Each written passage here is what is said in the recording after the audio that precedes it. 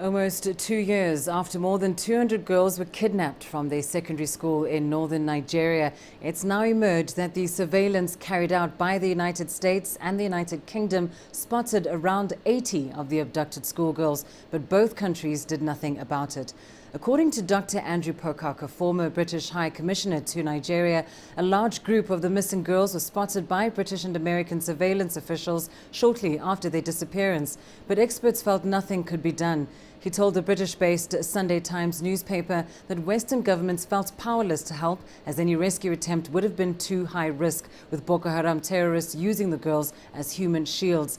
Boko Haram stormed a secondary boarding school in the remote town of Chibok in Borno State in northern Nigeria in April 2014 and seized 276 girls. Although 57 of the girls managed to escape, the rest remain missing. Well, no doubt this news will be a bitter pill to swallow for many. Let's get to you some details and perspective now from CCTV's Richard Bestick. Joining us in London, Sophia Dengo is live for us in Nigeria's capital, Abuja.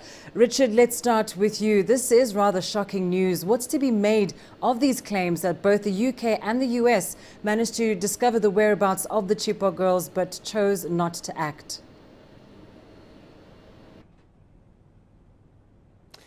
Lindy, what we can say is that the source is credible, the claim being made by that former High Commissioner you mentioned to Nigeria, Andrew Pocock. He would have been closely involved in the British element of the search at the time of the kidnapping. He told London Sunday Times that UK and US surveillance planes discovered the whereabouts of around 80 of the kidnapped girls, but concluded a rescue mission was too high a risk. Pocock maintains the girls were spotted in a particularly remote part of the vast Zambiza forest, apparently gathered around a large tree. But a land-based rescue attack, it was concluded, would have been seen coming from miles away, according to the former High Commissioner, and it was feared the girls would immediately have been killed. An attack from the air would have resulted in a significant risk to the lives of all the girls as well. Many would have been killed, said Pocock. It was, he said, a case, Lindy, of you're damned if you do and you're damned if you don't. Well, I mean, we do certainly understanding that, but Sophia, just listening to what Richard is saying there, reflecting those thoughts, of course, of that ex-High Commissioner, tell us how these reports have been received in Nigeria. Well, although the Nigerian former High Commissioner Andrew Pocock has come out with what seems to be exclusive information on the whereabouts of some 80 girls, for the Nigerian government here, this does not, register as necessarily news. If you remember back in May of 2014, under former President Goodluck Jonathan, he had attempted to broker ceasefire between the Nigerian government and Boko Haram's leadership, predicated on the release of the remaining 200 girls. Of course, that ceasefire was unsuccessful, and as a result, there was a time lag, and as a result, the movement of the girls was, of course, was lost. It seems that the reaction, of course, from the civil society organizations here in Nigeria, namely #BringBackOurGirls, believes that the information provided by Andrew Pocock really is a rebuke to the government to continuously put in the fore the conversation of the rescue of these girls as a priority here in Nigeria. Linda. Well, Richard, let's return to you now there. As you heard Sophia saying, it is civil society groups, but beyond that, that #BringBackOurGirls really resonated globally. Even the First Lady of the United States was chanting and singing that note, really. But it seems it's all gone rather quiet now, Richard. Does that suggest that the international community has essentially 2 years later given up?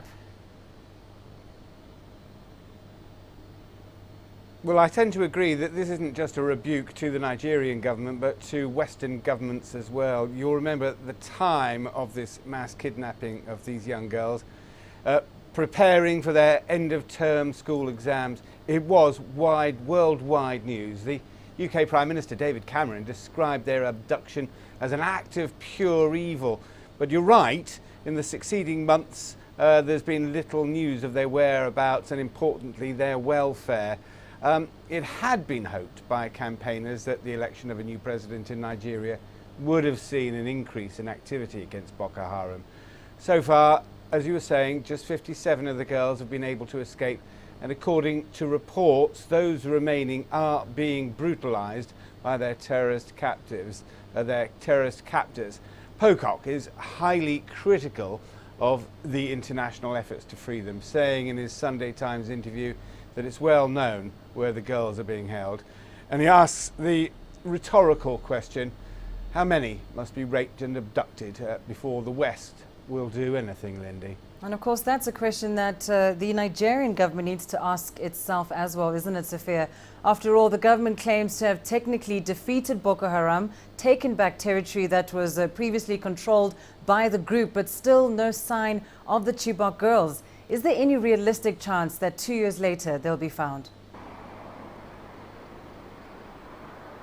Well, Linda, as you know, the Nigerian government has consistently asserted that the, war against Boko Haram is slowly being won. Back in 2014, about 24 towns and local government areas were beyond the government's reach. Now, in 2015, 2016, we see about 3 local governments experiencing consistent attacks by Boko Haram, and Boko Haram being decentralized and moving into small pockets that are believed to be in the Sambisa forest. Also, the spillover of conflict into neighboring countries has significantly reduced. But of course, the whereabouts of these 200 girls and what the outcome of their future is still really hanging in the balance, with many here believing that perhaps the girls have been sold off in some sort of slavery and maybe kept by the Boko Haram members as sex slaves. And at this point, of course, no substantiated facts as to where these girls are at this moment. Linda. 2 years later, still very little known about the whereabouts of these girls. And I thank you very much to my guest, Richard Bestek in London, Sophia Dengo, live for us there in Nigeria.